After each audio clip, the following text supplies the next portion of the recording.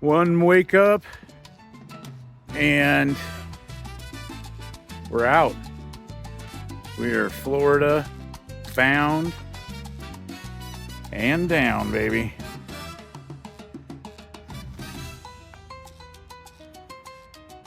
She may be long and she may be low, but she ain't slow. A couple of years ago, I woke up one morning in a 4-bedroom, 2-bath house, 2,000 square feet, a 3-car garage full of motorcycles. Super Duty truck in the driveway, luxury car parked in the garage, every room full of furniture, filled from the floor to the rafters. It was Consumption Junction, and I'm pretty sure Jeff Bezos knew where I lived at the time. But it was just me and the dog. And the silence in that house was louder than anything I'd ever experienced. My life felt heavy, and I couldn't see through the fog of all the stuff. There were too many things, too much white noise. I rarely cooked my own food at home, and I had a beautiful chef's kitchen. I had a negotiable, at best, gym schedule.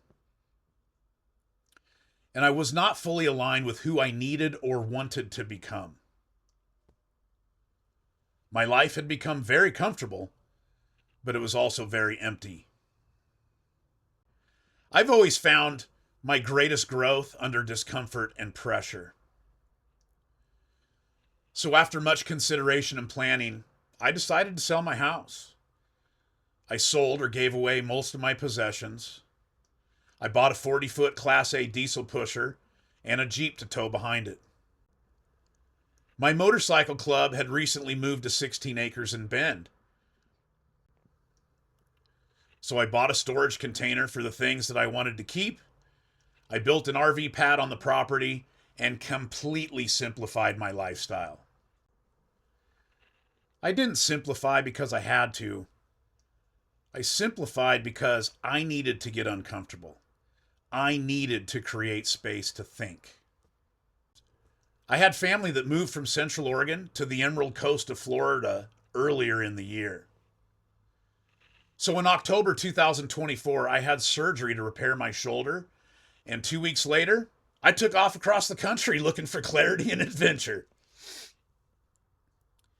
Have you ever felt the exhilaration of casting off the bow lines and heading out into the world? Florida became a quiet season with family and nightly dinners together. I learned to get comfortable and enjoy sitting with my silence. I began rebuilding discipline in my life while I PT'd my shoulder on my own. I got crystal clear about my non-negotiable gym routine and the foundation that creates in a person's life. I began to find joy in cooking more often than eating out. And I learned into learning new technologies like digital assets, DeFi protocols, yield farming, and AI tools to streamline workflows in my mortgage business. Looking back now, that season from October of 24 to now feels a lot like I would imagine living in a cocoon. Everything got smaller, but everything has gotten a lot clearer.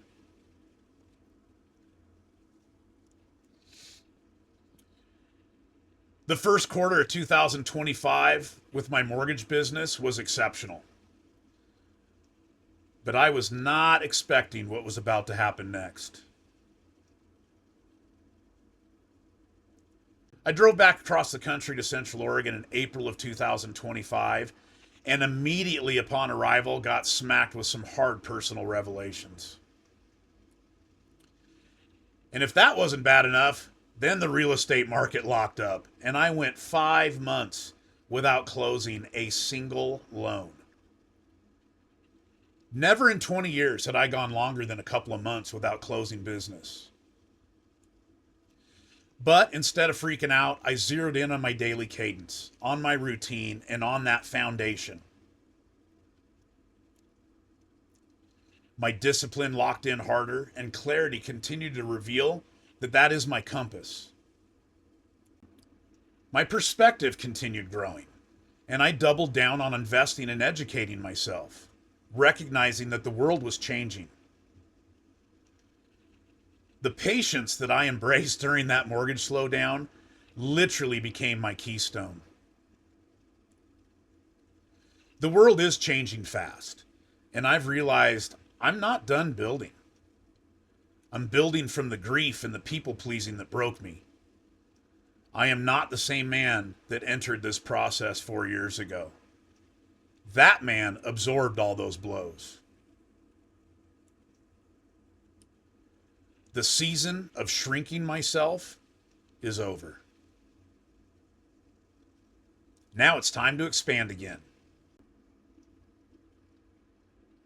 I don't know where this journey's going to take me.